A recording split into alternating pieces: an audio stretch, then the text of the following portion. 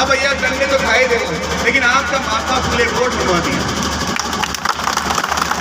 Jail में गए लेकिन आपका बोर्ड बन गया। इसके लिए मैं आपको बहुत तहे दिल से बधाई देना चाहता हूँ। क्योंकि मैं सोच रहा था कि पोखरण में जब भी जाऊँ कि पोखरण को लोगों को मैं कहूँ कि भैया मैंने तुम्हारे लिए डंडे खाए, भैया तुम्हारे लिए मैंने जेल गया, भैया तुम्हारे लिए मुकदमे खाए, लेकिन तुम्हारे लिए बोर्ड बनवा दिया। ये मैं गर्व से कहूँ। इतने दिन का इंतजार कर रहा था और जैसे वो बना तो मैं पोखरण आ गया, क्योंकि आप लोगों की एनर्जी जो लेनी थी। तो इसलिए मेरे साथ में दूसरी मांग हमारी ये थी कि आज कोई ऊपर से आता है और झूठा मुकदमा ठोकता है और ये पुलिस वाले बेचारे क्या करें, हमें उठाकर अंदर कर देते, पता ही नहीं है वो मुकदमा झूठा है या सच्चा है। लेकिन साहब उसका एक परमानेंट लाइसेंस ले रखा है। तो हमने सरकार को कहा कि एक हमारी भी एक ऐसी एक्ट बना दे तो ये हमारे पे अत्याचार करे तो हम भी तो पुलिस के पास जाए। गलत बोला क्या भाई? मैंने मांगने का राइट से, यहाँ भारत के संविधान में सबको राइट से, तो हमने मांग लिया और मांग लिया तो पूरी करनी पड़ेगी। दुनिया को दे रखा है वो हमें भी चाहिए, लेकिन मैं किसी समाज के लिए बोल नहीं सकता, किसी नेता के लिए नहीं बोल सकता, वरना मैं सारी बातें खुल खुल के बता दूँ। तो उनके लिए कानून है तो हमारे लिए कानून बना दो। उनके लिए कौन बोर्ड बने हुए? हमने कहा कि अब जो खेती बाड़ी करने वाले लोग हैं, सब्जी बेचते हैं, दिन रात कैसे गुजारते हैं हमें पता है। सारे दिन खेतों में पानी देते रहते हैं और वहाँ की व्यवस्था ही खराब होती है। दिन रात खेत में बैठे बैठे सोचते हैं कि अब की बार खेती बढ़िया हो जाए तो साहब ने कम से कम जयपुर भेज पढ़ाई तो करवाती हूँ, लेकिन व्यवस्था ही नहीं हमारे पास है। क्योंकि उनके बच्चों को स्कॉलरशिप मिलती है, हमारे बच्चों को मिलता है क्या मिलता है? कुछ नहीं। आज आपका बेटा ये कहता है, कोई गरीब आदमी का बेटा आकर कहते हैं कि पापा मेरे डॉक्टर बनना है, तो एक डॉक्टर बनाने के लिए नॉर्मल से नॉर्मल 1 से 1.5 करोड़ रुपए चाहिए। बताओ चाहिए कि नहीं चाहिए? अब उसका बाप क्या करे? जिस छोरे ने कहा कि पापा मुझे एक बार डॉक्टर बना दे, उसका बाप एक छोटे में बैठ कर रो रहा होगा, वो कह रहा होगा कि आज अगर मैं पैसे वाला होता तो मेरे छोरे की ख्वाहिश पूरी कर देता। लेकिन क्या उसका बेटा डॉक्टर है, वो भी फ्री में, और हमारा 1.5 करोड़ में ही नहीं बात बढ़ रही। तो हमारा सरकार तो ये कह रहा है कि उनको मिलता है तो हमें भी देते बाबा। भैया उनको मिल रहा है तो हमें भी चाहिए कि नहीं चाहिए? तो यही लड़ाई है कि मैं चाहता हूँ कि आपको भी स्कॉलरशिप मिले। तो ये लड़ाई हम लड़ रहे हैं। 11 सूत्रीय मांगे हैं, उनमें से 3 मांगे मान ली सरकार ने। पहली मांग महात्मा फुले बोर्ड बन गया। दूसरी मांग जितने भी ठेले वाले फुटपाथी है उनका स्ट्राइकरण कर दिया गवर्नमेंट ने, उसका लेटर आपके पास नहीं पहुंचे तो ले लेना और हमारे लोगों का स्ट्राइकरण करो। तीसरी मांग आपके लिए महात्मा फुले शोधपीठ की स्थापना आपके जोधपुर में हो गई है और बहुत सारी जगह चालू हो गई है। और हमारे लोग यहाँ जयपुर में जो फुटपाथी थे ठेले वाले के लिए स्ट्राइकरण का काम भी चालू हो गया। तो ये मांगे अपने साथ में, और मैं आपको सिर्फ इतना ही कहना चाहता हूँ आज, क्योंकि हम छोटी छोटी लड़ाई लड़ते हैं, झूठ मूठ की लड़ाई लड़ते हैं, तो एक मुट्ठी बांध लो और सौगंध खा लो लक्ष्मीदास जी महाराज की, सौगंध खा लो महात्मा ज्योतिबा फुले की कि हम ये छोटी मोटी लड़ाई नहीं लड़ेंगे। हम झूठ मूठ की लड़ाई लड़ते हैं, 4 आंगन की लड़ लेते हैं मकान के भाइयों से, लड़ते नहीं लड़ते। मकान बनाते हो 4 भाई ले भाई, 4 अगले अनिल की शादी बड़ी की शादी, हमारी महिलाएं जबरदस्ती लड़ लेती है और भी कई कारण होते हैं। हम राजनीति समझते ही नहीं है। एक भाई भी स्थिति में है तो उससे बात नहीं करेगा, दूसरा गोदरेज में बात नहीं करेगा। अरे राजनीति मैं कहता हूँ कि समाज के द्वारा राजनीति होनी चाहिए, समाज के अंदर राजनीति नहीं होनी चाहिए। बताओ गलत है सही है? तो इसलिए छोटी मोटी जितनी भी लड़ाई है सबको माफ करो और एक बड़ी लड़ाई लड़ो। वो बड़ी लड़ाई कौन सी है आप समझिएगा? वो बड़ी लड़ाई है हमारे मान सम्मान की, हमारे खुद के अधिकारों की, हमारे आने वाली पीढ़ियों की, ताकि हम सर उठाकर उन सरकारों से आंखों में आंखें डालकर बात करें और उसको कहें कि भैया मेरा हक और अधिकार डाल जा, वरना तेरा हाल बुरा होगा। हम अगली बार तुझे नीचे गिरा देंगे। 1.5 करोड़ है राजस्थान में, कितनी संख्या है राजस्थान में? तुम्हारी 1.5 करोड़ संख्या है। आपको पता नहीं आंदोलन से पहले तो आपकी उनकी संख्या ही नहीं दी जाती थी। लेकिन आजकल वो न्यूज फर्स्ट में देख रहा था कल परसों, अभी हमारे भाई बता रहे थे वो 70 लाख बता रहा है।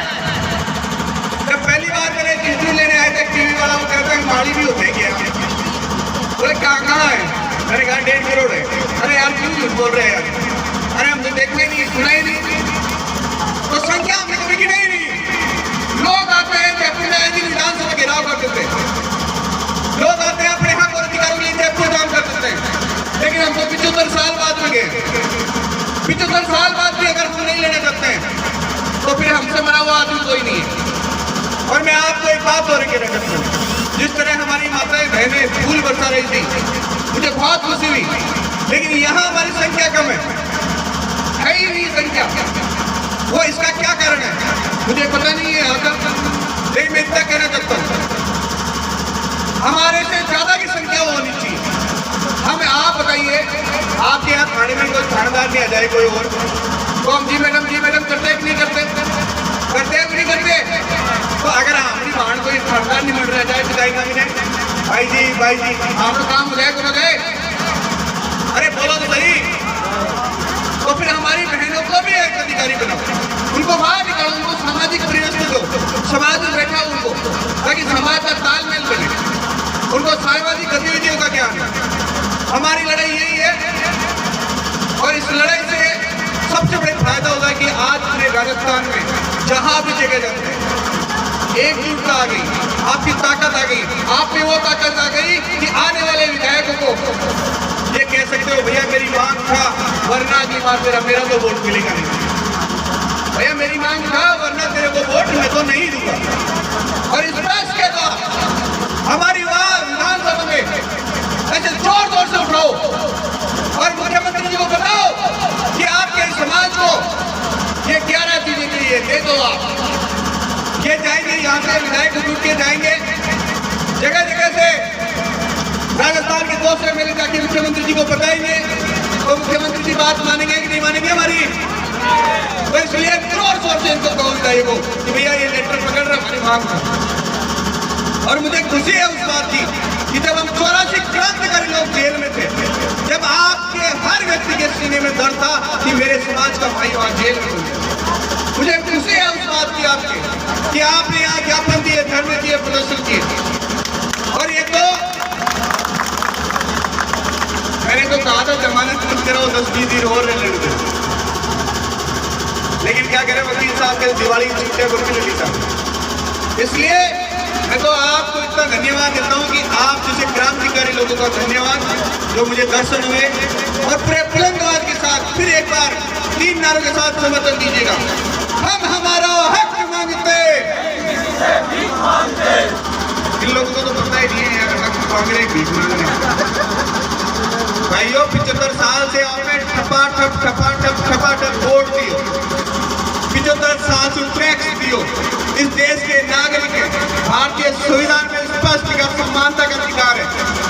तो भैया अब लेने की बारी आ गई तो क्यों नहीं मांग रहे? हर चीज का टैक्स लगता है, ये शर्ट पैंट के टैक्स लगता है। आग बताए मोटरसाइकिल का पेट्रोल भी 36 रुपये लीटर आता है, लेकिन 110 रुपये में खरीदते हैं हम लोग। क्यों खरीदते हैं? इसलिए खरीदते हैं कि सरकार हमें सुविधा देगी टैक्स के रूप में। और मैं ये नहीं कहना कि मुझे ही मिलना चाहिए, मैं कहता हूँ सभी समाजों को मिलना चाहिए। जो हमें मिल रहा है वो सभी समाजों को मिलना चाहिए, और जो उनको मिल रहा है वो हमें नहीं मिलना चाहिए। यही तो मांग रहे हैं। तो इसलिए बुलंद आवाज के साथ मांग लगाई है। मैं तो विधानसभा में खड़े होकर नहीं लड़ रहा था, आप तो यही लड़ रहे थे। ऐसे आवाज लगना चाहिए और हमारे जयपुर के लोगों तक आवाज जानी चाहिए कि वास्तव पोखरण के लोग कमजोर नहीं है, क्योंकि लाइव चल रहे हैं सबके वीडियो और पूरा हिंदुस्तान लाइव देख रहा होगा आपको। तो जोरदार बुलंद आवाज के साथ बोलेगा, हम हमारा हक मांगते। इधर वाले भी नहीं समझे, ऐसे लगना चाहिए, फड़फड़ानी चाहिए। अरे आपके पास तो बॉर्डर ही है, पास नहीं है बॉर्डर, फौजियों को देखते थोड़ा सीना फुला लो यार।